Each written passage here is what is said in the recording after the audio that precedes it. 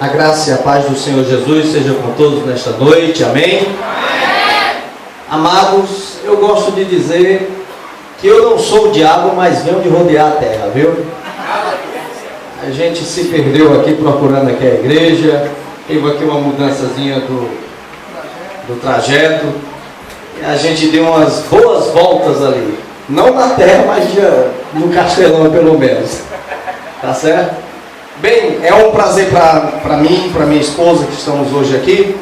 Estamos aqui vendo essa festa bonita, essa festa de jovens, esta festa que propõe justamente de nós louvarmos e engrandecermos o nosso Deus pelas maravilhas que Ele fez em nossas vidas. Quem já sentiu nesta noite a presença do Senhor? Quem tem certeza de que é liberto pelo Senhor Jesus aqui nesta noite? Amados, mais do que nunca, é uma alegria para nós, nos dias atuais em que nós vemos mais os jovens interessados em movimentos que muitas vezes não tem nada a ver com a área espiritual, em vermos nos nossos dias as igrejas mais voltadas a movimentos que animam, mas na verdade não tem nada de conversão, tá certo? Divertem, mas não convertem, como diz a história. Estamos vendo aqui uma mocidade feliz, celebrando principalmente por terem sido libertos pelo sangue do nosso Senhor Jesus. Então nesta noite eu convido você a engrandecer a este Senhor. Foi Ele quem te amou, foi Ele quem te comprou, e você mais do que nunca, jovem, deve louvar e exaltar o nosso Senhor e Salvador Jesus Cristo.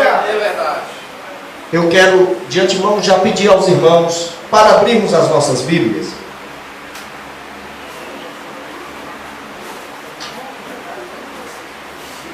Um texto bíblico para a nossa meditação. Um texto bíblico bem interessante. Se encontra no Evangelho de Mateus, no capítulo 21. Eu peço a sua atenção. Meu estilo de mensagem, quem já me conhece, não é muito de movimento, é mais de instrução. E eu peço que você fique com a sua Bíblia aberta, com seus ouvidos também bem abertos, para aquilo que nós queremos trazer nesta noite. Uma instrução, um ensino da Palavra de Deus para você. O texto de Mateus, capítulo 21, do verso 1 em diante. E eu peço a sua atenção para o que nós vamos ler e meditar nesta noite. O texto diz assim: quando se aproximavam de Jerusalém e chegaram a Betfagé, ao Monte das Oliveiras, Jesus enviou 2 discípulos, dizendo-lhes: ide ao povoado que está diante de vós, e logo encontrareis uma jumenta amarrada e um jumentinho com ela. Desamarrai-a e trazei-os a mim. E se alguém vos disser alguma coisa, respondei: o Senhor precisa deles e logo os enviará de volta. Isso aconteceu para que se cumprisse o que havia sido falado pelo profeta: dizei à filha de Sião: eis que o teu rei vem a ti, humilde e montado num jumento, no jumentinho, cria de animal de carga. Os discípulos foram e fizeram como Jesus lhes ordenara, trouxeram a jumenta e o jumentinho, e puseram sobre eles os seus mantos. E Jesus montou. E a maior parte da multidão estendeu seus mantos pelo caminho, e outros cortavam ramos de árvores e os espalhavam pelo caminho.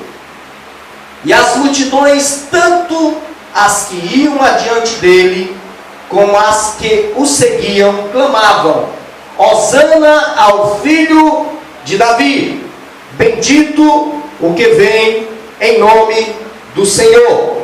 Quando Jesus entrou em Jerusalém, toda a cidade se agitou e começou a perguntar: quem é este? E as multidões respondiam: este é o profeta Jesus de Nazaré, da Galiléia. O tema fala de libertação. E esse texto ele é alusivo à visão do povo hebreu de libertação. Peço a sua atenção neste momento.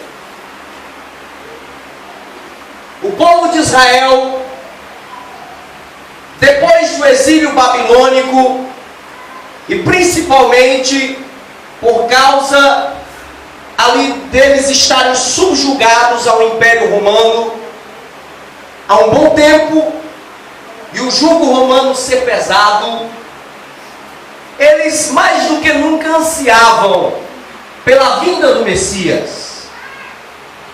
Na mente do povo hebreu daquela época, o Messias viria como um segundo Davi.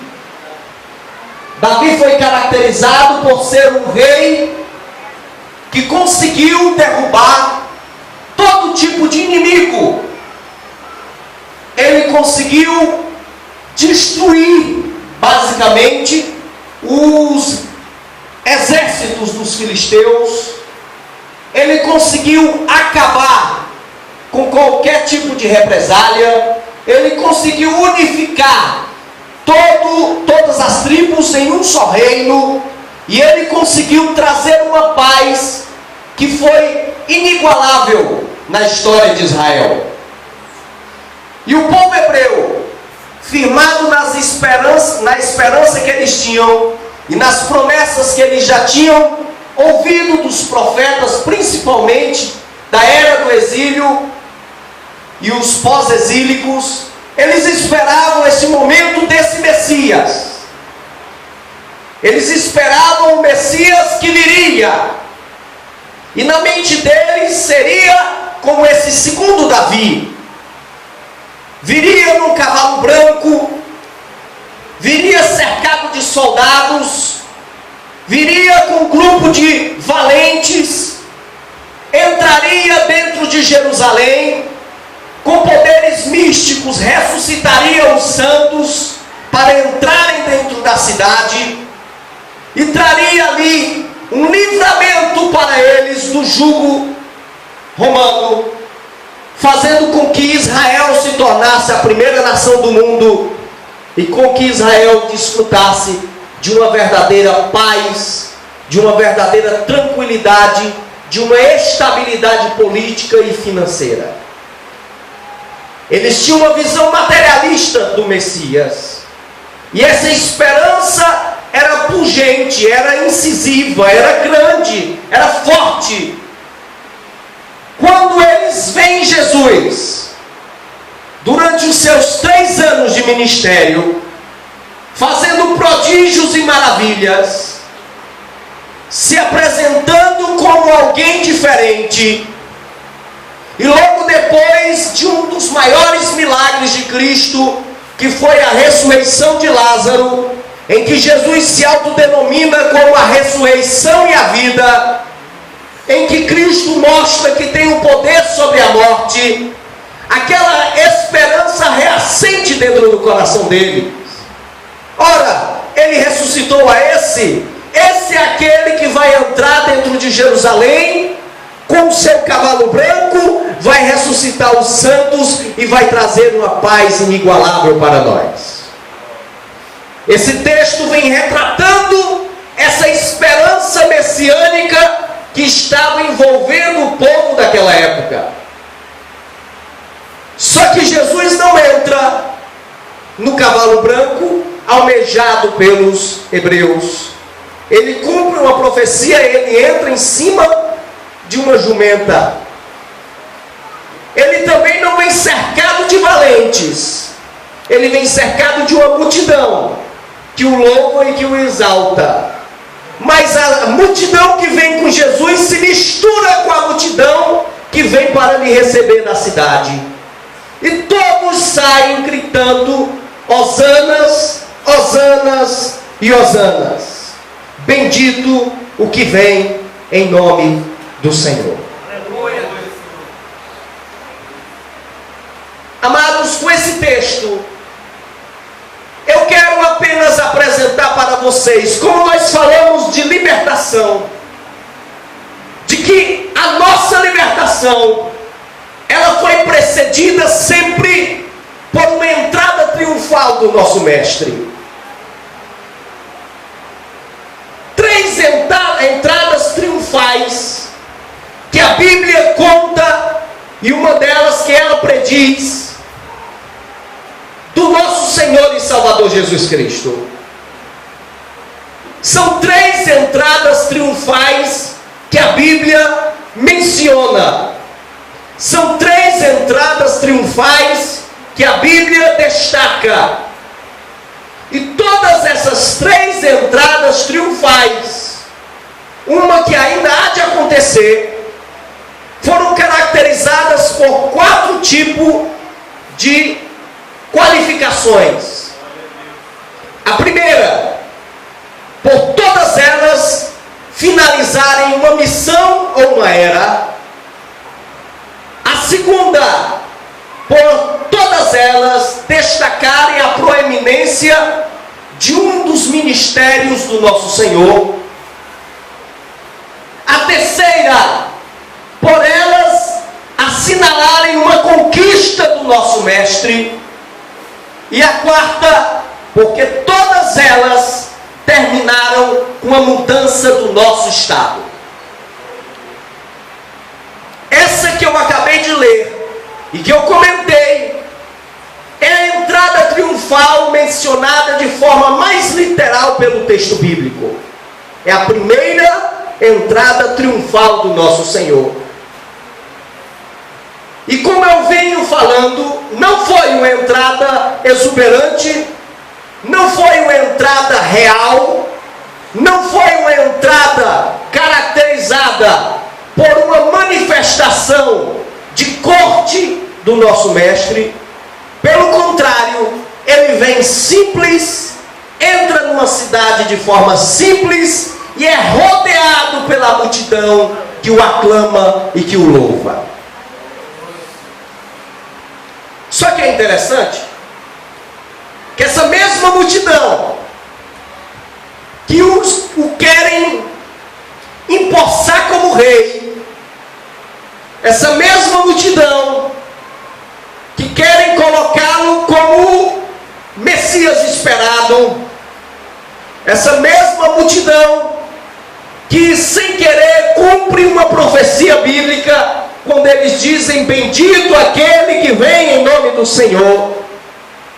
É a mesma multidão que uma semana depois vai estar dizendo: crucifica-o, crucifica-o, e que a culpa do sangue da morte deste homem caia sobre nós e sobre os nossos filhos. Essa mesma multidão vai ser a multidão que diz: bendito é aquele que vem em nome do Senhor. Vai ser a multidão que vai dizer: nós não queremos ele, nós queremos Barrabás. É a mesma multidão que jogava ali as mudas de roupa, que jogava as peças de roupa, que estavam ali com galhos de árvores, que estavam ali aclamando Jesus.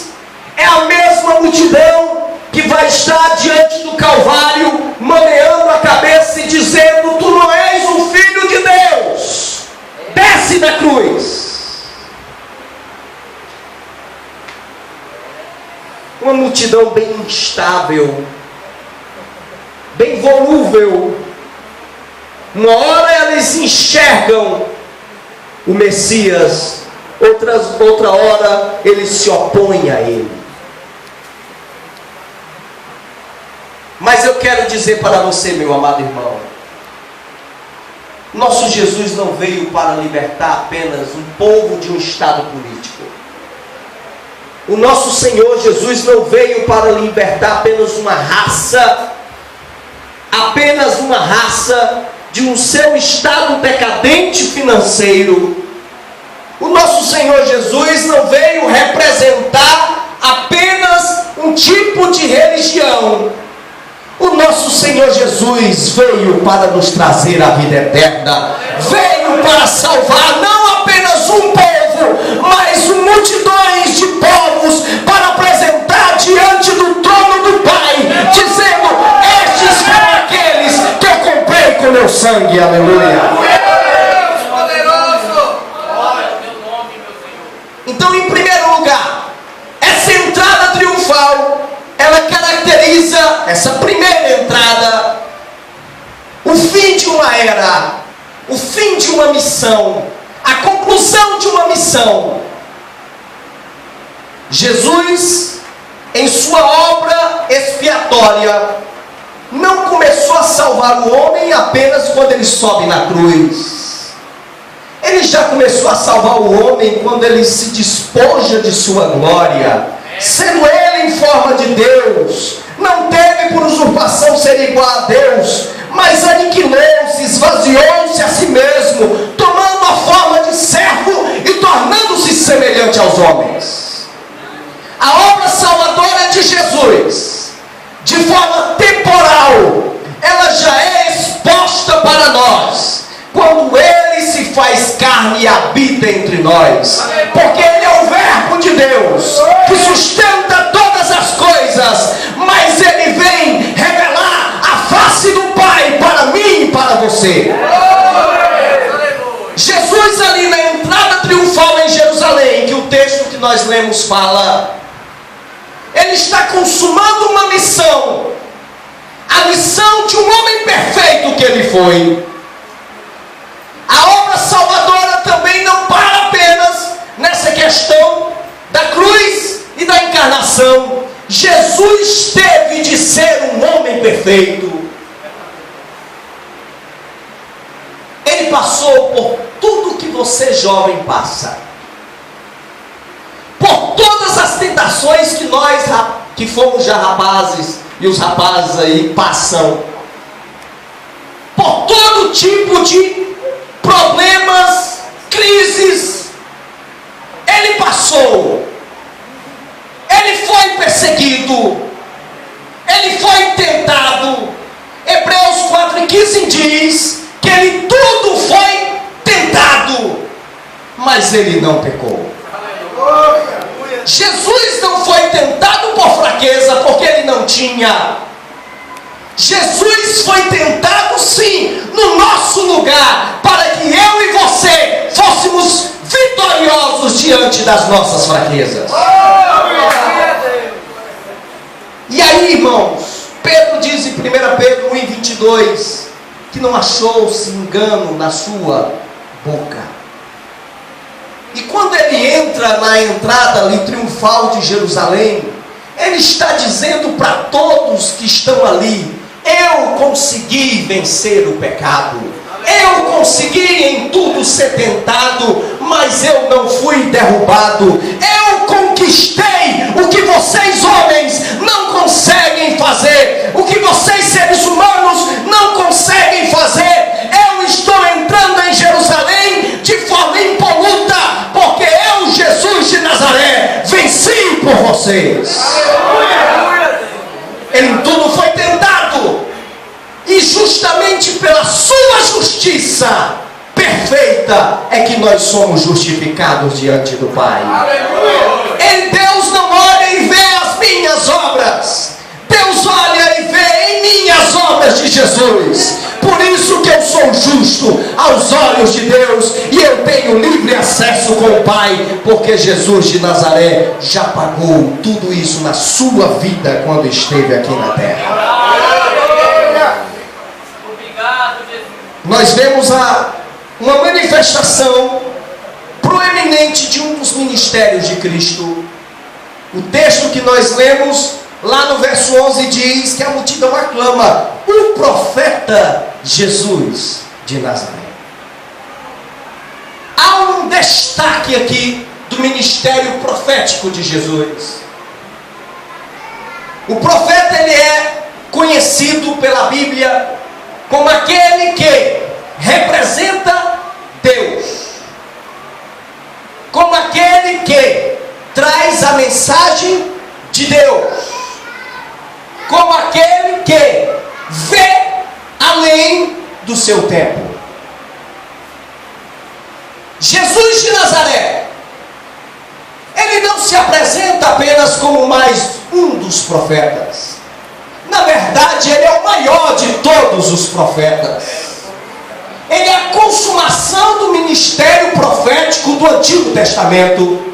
Jesus de Nazaré, ele traz em si a consumação de toda a obra profética. E ele, quando entra em Jerusalém e é aclamado como profeta, é colocada ali a lei e os profetas de lado e Jesus no centro como superior a todos eles. Jesus é superior a qualquer profeta, porque ele não é apenas um tipo de representação de Deus. Ele é o próprio Deus que esteve entre nós. Ele é o Deus que se fez carne e habitou entre nós. Ele é o Deus infinito, insondável, incompreensível, e que é totalmente inacessível, que esteve entre nós, se sujou, se mexeu as suas mãos com o barro, trabalhando na carpintaria, foi um homem franzino, um homem mal visto, um homem também simples. Ele esteve entre nós. Aleluia.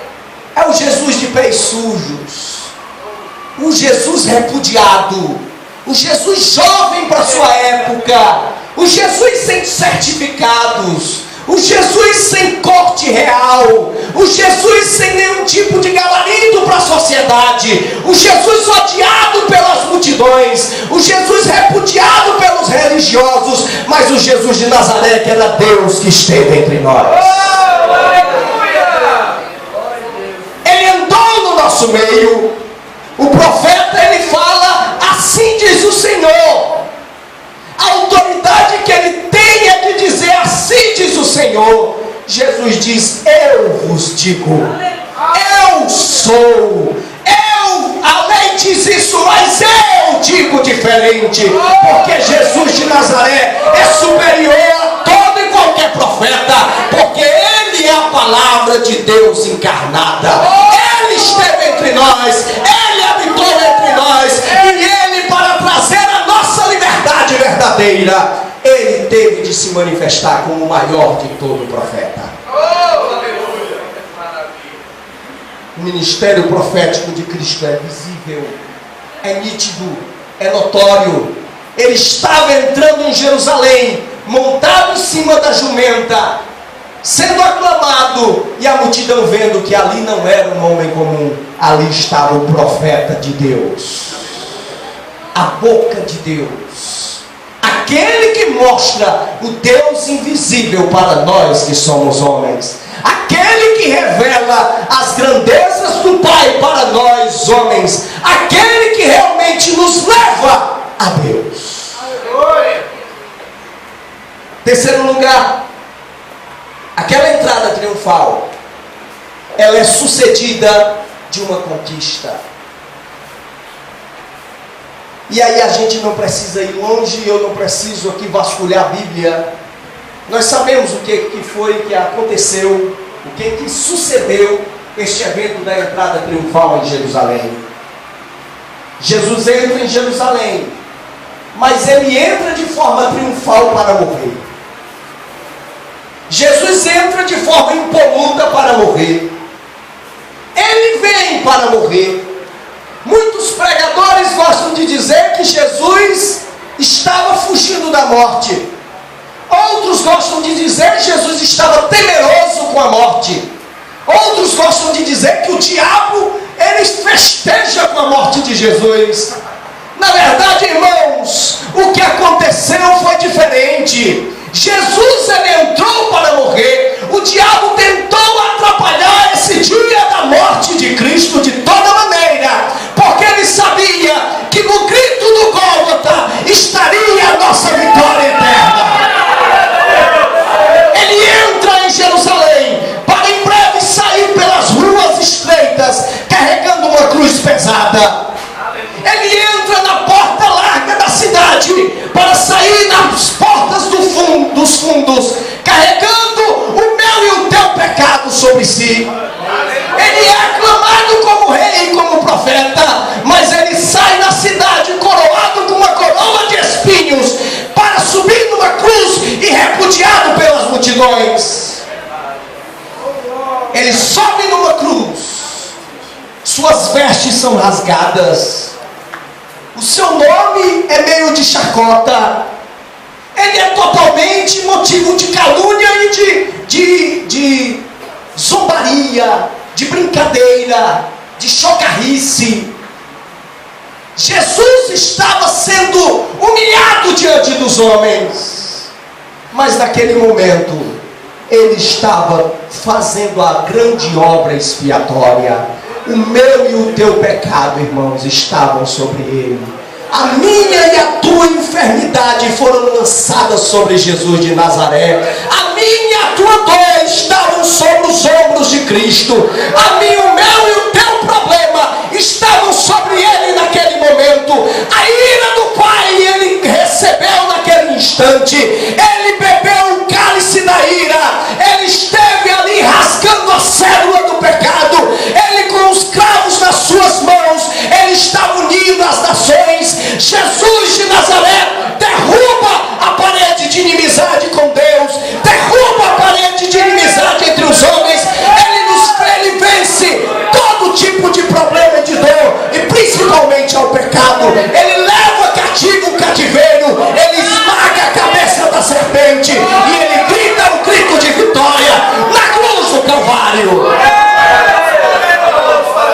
O Evangelho é loucura por isso, irmãos. Porque na morte de Cristo houve a morte da morte. Na morte de Cristo é que houve a nossa vitória. No aparente fracasso do nosso mestre, em que todos o deixaram só, naquele momento, na verdade estava havendo um momento clímax da história e do plano de Deus. Jesus de Nazaré estava vencendo por mim e por você. Você jovem que está me ouvindo, a mensagem talvez vai um pouco além daquilo que às vezes de um escopo jovial, mas eu quero chamar a tua atenção. Você só é livre porque Jesus carregou o teu pecado na cruz do Calvário. Foi Ele que bradou a tua vitória. Nessa entrada triunfal de Cristo, Ele brada na cruz a nossa conquista. Ele se mostra como o Cordeiro imaculado de Deus, e ao mesmo tempo como o bode de Azazel amaldiçoado no nosso lugar. Deus amaldiçoou a si mesmo para que se satisfizesse a si mesmo, para que nós tivéssemos a vida eterna. Eu não entendo Deus. O que Ele viu em você, irmão? Você não tem nada de bom para oferecer para Ele. Deus não precisa do teu louvor. Acorda. Deus não precisa dos teus glórias a Deus. Deus não precisa dos teus atos. Ele sempre existiu sem isso. Ele é eterno. Deus não precisa de ter companhia tua. Justo seria de Deus ter condenado todos nós e lançado a todos nós no inferno. Justo de Deus seria nos repudiar como Ele fez com o diabo e os seus demônios. Mas Ele preferiu nos amar. Ele preferiu nos amar. Então, irmão, pare de julgar um ao outro. Pare de jogar pedra no outro. Glorifique a Deus, porque se Deus perdoou o teu irmão, quem é você para estar contra Ele? Eu e você temos que entender, foi um preço muito alto pago na cruz, para que eu e você fôssemos libertos. Foi um preço muito alto na cruz, para que eu e você tivéssemos a vida eterna.